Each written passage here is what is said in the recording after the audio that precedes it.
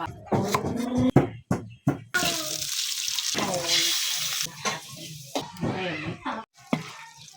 งเลย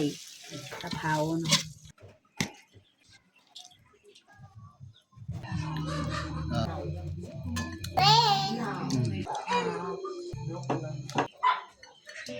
อย่าลืมกดไลค์กดแชร์และกดติดตามเด้อพี่น้อง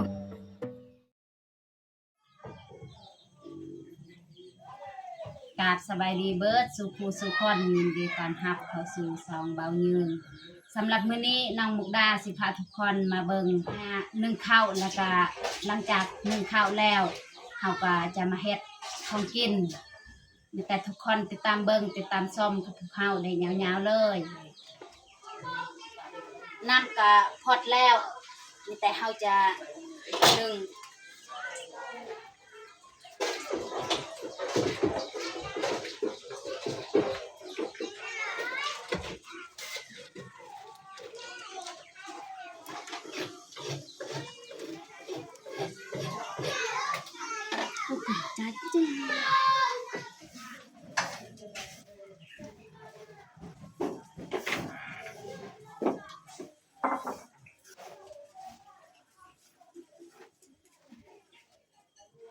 หลังจากนึ่งข้าวแล้วเขาก็จะเอาตุกมาตักโยธนาม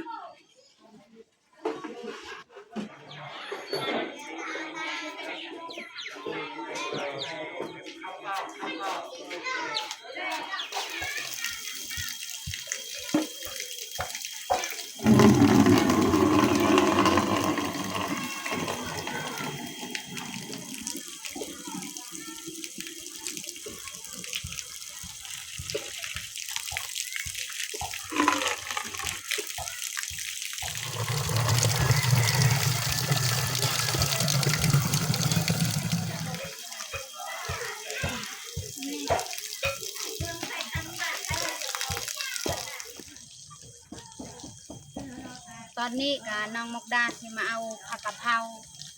แล้วก็จะมาผัดอาหารแรง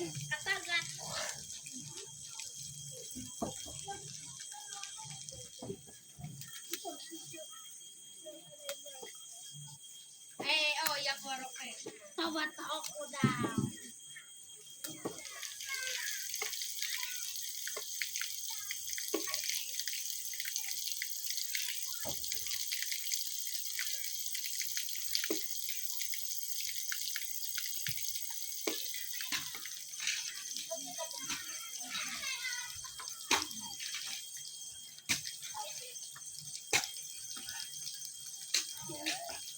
เก็บผัดกะเพราก็เรียบร้อย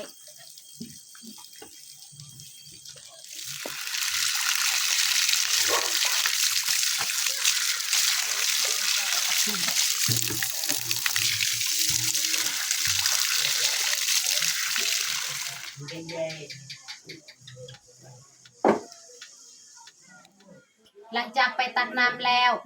เขาก็จะปีนเข้าเนาะKan mai di dot di bat.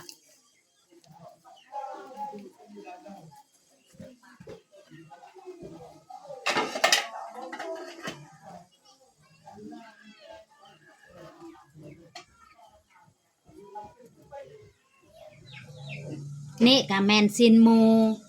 สำหรับเมนูมื้อนี้ก็เขาจะผัดเอาเขาเอาซินอันนี้จะมาซอย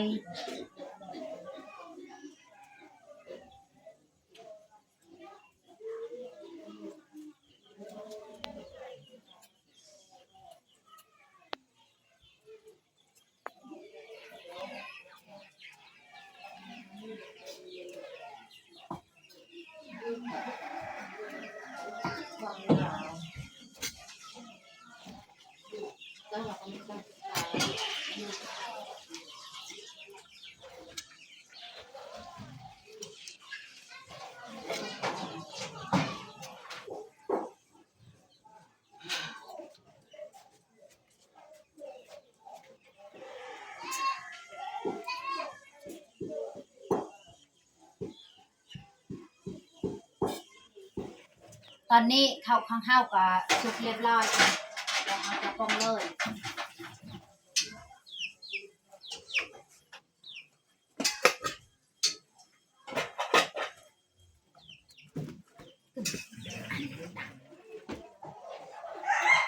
เวลาทางบ่าว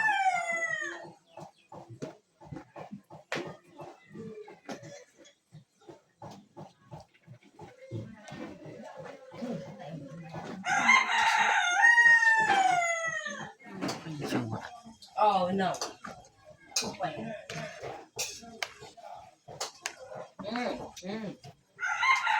ี่ต่างก็ไปเรื่อง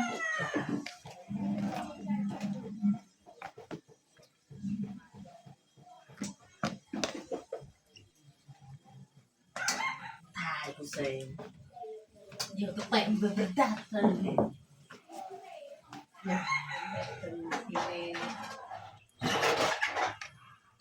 ป่าเดี๋ยวถ่ายตังให้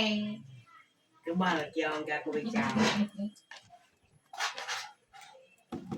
ba là yêu em cho hà phải được ra này ba là bằng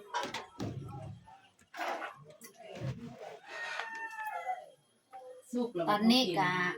เขาหยัดเข้าก็เรียบร้อยแต่เขาจะเตรียมเห็ดทำกินต่อ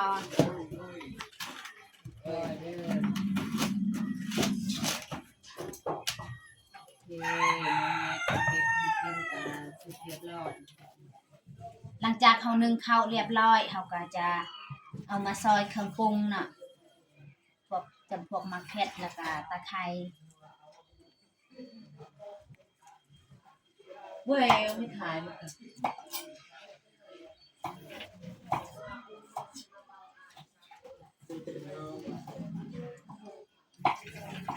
giờ nè nè em của mình sao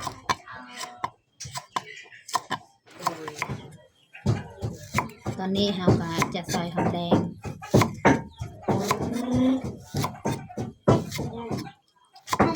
em đọc hai mươi gì đi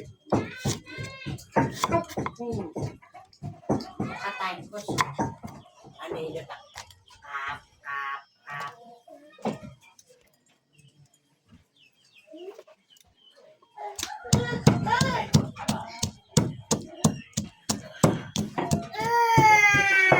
đang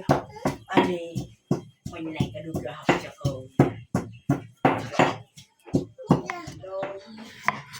ตอนนี้เราก็จะซอยครีม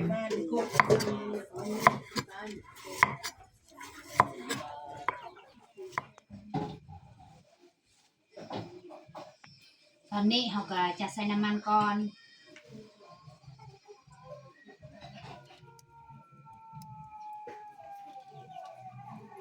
ได้แล้ว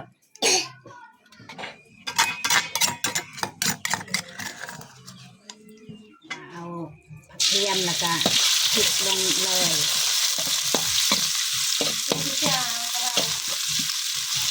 มาเก็ตที่เราตั้งก็เอาลงมาคั่วให้มันหอม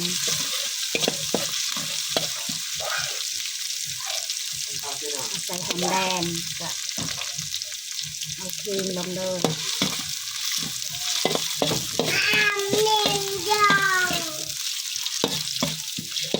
ví dụ lần cho cả tay ผมเลิกไม่ต้องเอาไปอยู่ละ nhiều chặt chặt เกี่ยวเอากะเอาซีนลงเลยซีนหมูของเฮา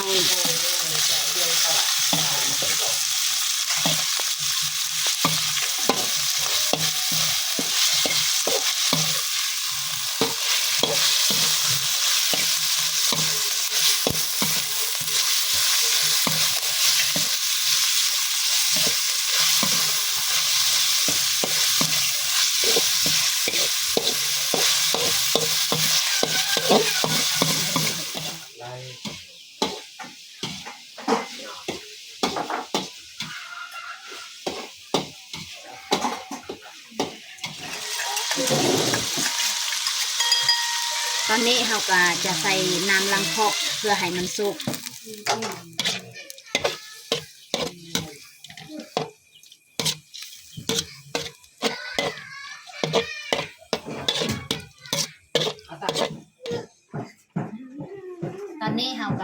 ปรุงเกลือเป็นนัว ว่า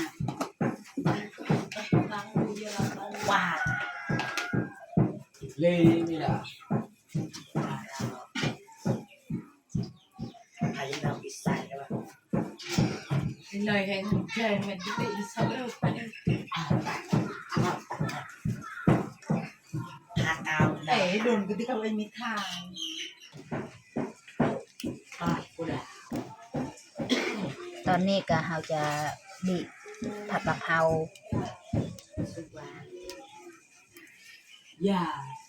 ตับตับเลยนะคุยกับ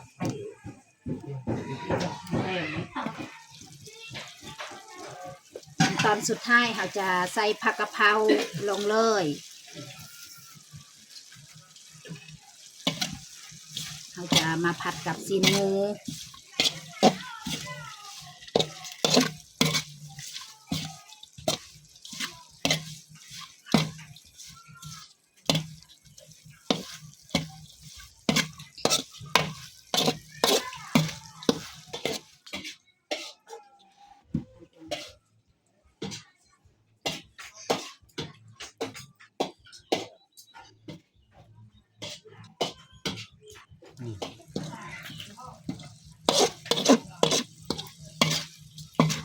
นี่หอมๆเลย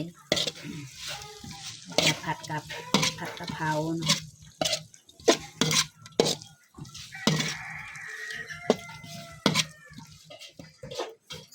ตอนนี้ก็สุกเรียบร้อยผัดกะเพราของเราเนาะแต่เราจะเอามาตักเลยใส่ถ้วย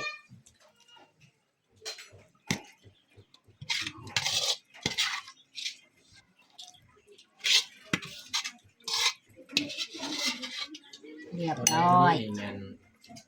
เขาเนี่ยคนมัน ตอนนี้เราจัดผักเข้าก็เรียบร้อย นี่ก็ผัดซีนหมู แล้วก็ลาบกระหอกของพี่น้องแบ่งมาให้ ลวกผัก แล้วก็แจว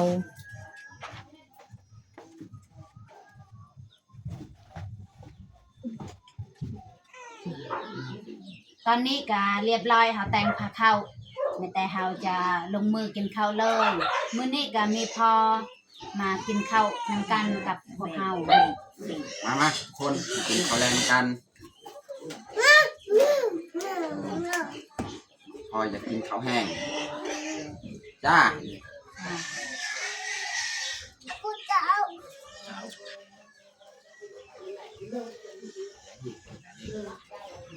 จัดตลุดแล้ว ปลาอันนี้กลับมา cái ọc nhỏ เพื่อกระเปลี่ยนลูกกันกูก็กูกว่าให้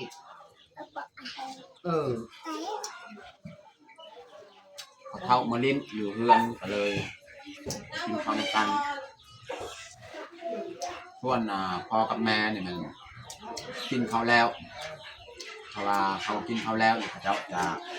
บ่กิน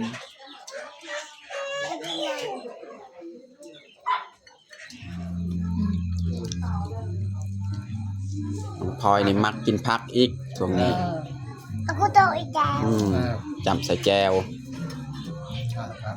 บางต้องจัดบอกเราAku jual nang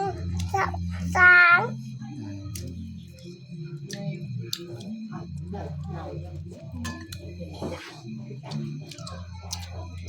Aku suka capak nih.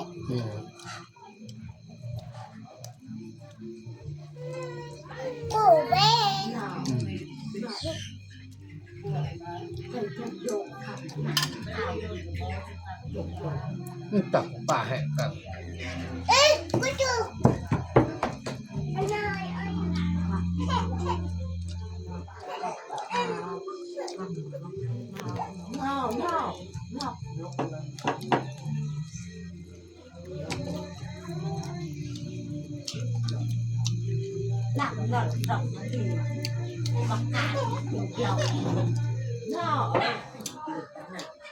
มื้อนี้นี่ น้องมุกดาเป็นเฮ็ดทุกอย่างเลย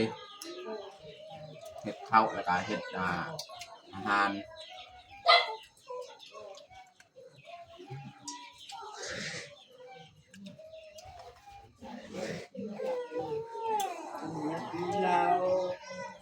เราดับ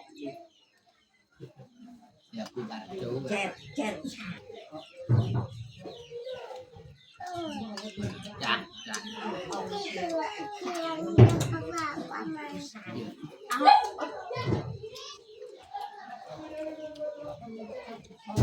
เรื่องจัดท เอาคนหยอกเลยหยอกแทนแบบ ำเอาไปยัน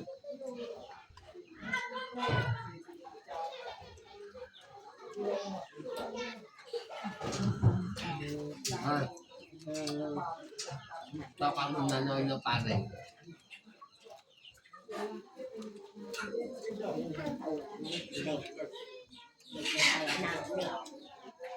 เต้าดูนกนะดาบเป็น พยายาม เรา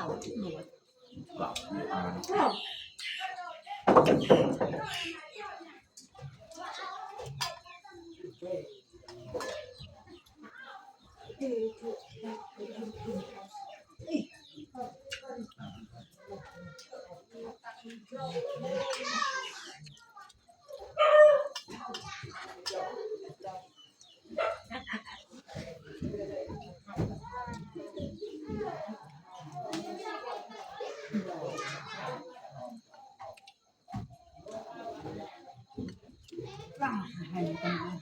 ว่า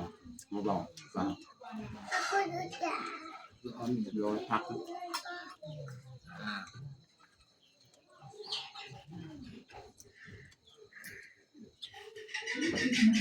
หนักเลยไม่เตาเลยด้ามกับเตาเป็นหนักมันครับก็กล้าตายละ